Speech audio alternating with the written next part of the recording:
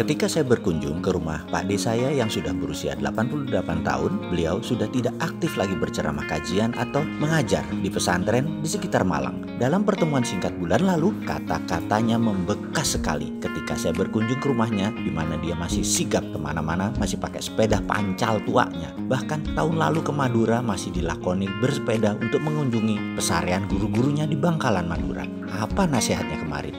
Kamu kan berani, ada baiknya kamu ubah Departemen Sosial di Kementerian Sosial dan usahakan dana yang ada di Kementerian Sosial tidak pakai dana APBN. Yang saya berkata, gak salah Pak D, gak pakai APBN, lalu dari mana uang untuk mensejahterakan masyarakat? Dia jawab cepat, dari zakat. Departemen Sosial mengambil zakat dan mengelola zakat. Mendengar pernyataan beliau, saya tidak serta-merta menjawab. Saya merenung. Perenungan itu sudah berjalan sebulan ini. Mengapa saya tidak menjawab? Bagaimana bisa menjawab? Karena Pak D saya sudah punya kebiasaan. Kalau dia memberi nasihat tanpa menunggu apa jawabannya, dia langsung meninggalkan saya sendirian di rumahnya. Dia ke belakang. Entah sholat hajat, entah apapun kebiasaannya yang membuatnya selalu hening. Pak D saya ini kuat diam, kuat hening, kuat baca, kuat kerja keras. Di usia 88 tahun masih masak, masih ke pasar, namun hanya mengajar dan ceramah yang tidak dilakukannya lagi. Dan kegiatan yang paling banyak hening. Menerima tamu hanya pagi, ba'da zuhur sampai setelah subuh hening. Zakat untuk membiayai masalah sosial. Menarik juga itu dalam pikiran saya. Sementara saya punya konsep lain untuk membantu pendapatan daerah dengan mengelola pajak penjualan untuk pemerintah daerah. Zakat untuk sosial,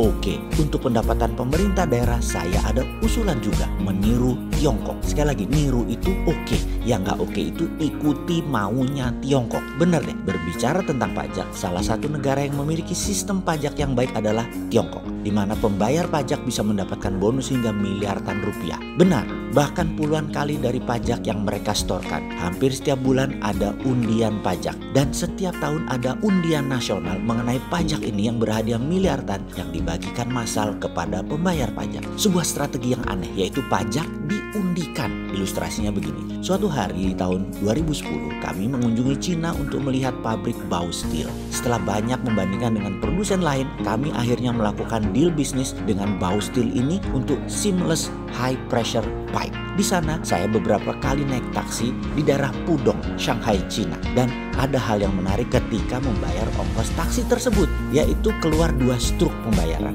Satu untuk kita penumpang, satunya untuk pengemudi taksi tersebut. Hal umum pastinya, dua lapis tanda terima pembayaran. Saat itu saya langsung meremas struk tersebut dan saya buang ke sampah dekat pemberhentian taksi. Dan secara mengejutkan, supir taksi tersebut menghentikan jalannya kendaraan dan menegur saya dengan sopan sambil berkata, "You're not supposed to do that, sir." Nah ini, saya cukup terkejut dengan dua hal. Satu, bahasa Inggrisnya bagus. Dua, dia mengatakan sesuatu yang baru, tidak membuang struk. Saya pun serta-merta berbalik bertanya kepadanya, "What's wrong with that?" "Well sir, you can be a millionaire instantly if you not throw away those slip." Sebentar, millionaire instantly? How is so? Saya bertanya terheran-heran, dan entah mengapa saya tertarik untuk lebih jauh berbicara tentang hal ini kepada sang supir taksi. "Well sir, if you don't mind, I would like to take you for a lunch and tell me a little bit about it. Food are on me." Saya mengajak supir taksi tadi makan siang yang saya bayarin alias saya traktir. Asli, saya ingin tahu lebih jauh tentang struk transaksi tersebut. Dia mengangguk setuju. Kebetulan jadwal pertemuan dengan mitra Baosteel bergeser karena secara teknis ada hal yang harus mereka siapkan terlebih dahulu yang ternyata memakan waktu hampir 3 jam. Bagi saya, hal ini menjadi kesempatan untuk tahu sedikit tentang Cina lebih dalam, dan ditemani supir taksi yang fasih berbahasa Inggris dan santun adalah pengalaman menarik pastinya. Kami memilih sebuah restoran yang menarik, menyajikan makanan asli Cina favorit saya, Sichuan. Di sana mulailah diskusi tentang struk tadi. Dia mengatakan di Cina untuk membuat pembayar pajak menaati kewajibannya, maka para pejabat keuangan dan perpajakan dibenahi terlebih dahulu. Awal-awalnya di awal tahun 2000-an, banyak pejabat Departemen Keuangan dan Perpajakan yang dipancung karena korupsi. Lalu dalam waktu singkat departemen ini menjadi bersih dan mendapat kepercayaan masyarakat. Singkat kata,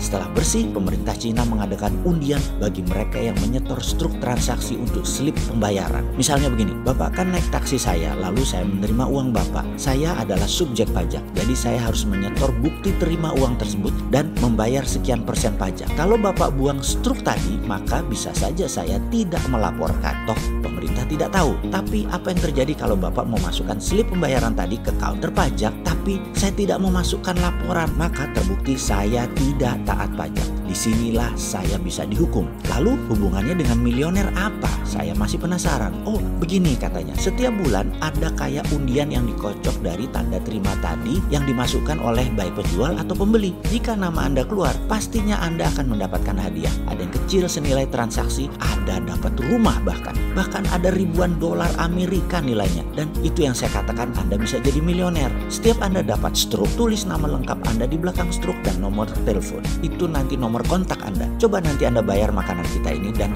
Anda tidak ambil struknya. Pasti pelayan pada berebutan dan bertanya kepada Anda, apakah struk ini diperlukan atau tidak. Kalau Anda mengatakan tidak, maka dia pasti ambil dan dia masukkan ke loket pajak atas nama dan nomor kontak dia, sehingga kemungkinan dia yang bisa mendapatkan hadiah pajak. Di sini kepala saya membayangkan hal yang terjadi di Indonesia. Misalnya lagi makan di restoran, lalu bilnya mengatakan Rp150.000, ditambah 10% pajak jadi Rp165.000. Tahu dari mana mereka pengusaha tersebut menyetor pajak? Kita sulit membuktikan. Namun kalau pakai cara di Cina pasti ketahuan, karena jika mereka tidak melaporkan, sang pelanggan yang melaporkan pasti ketahuan dan negara diuntungkan. Coba pemerintah Indonesia mau meniru cara ini dengan memberikan bonus gede-gedean buat undian tadi.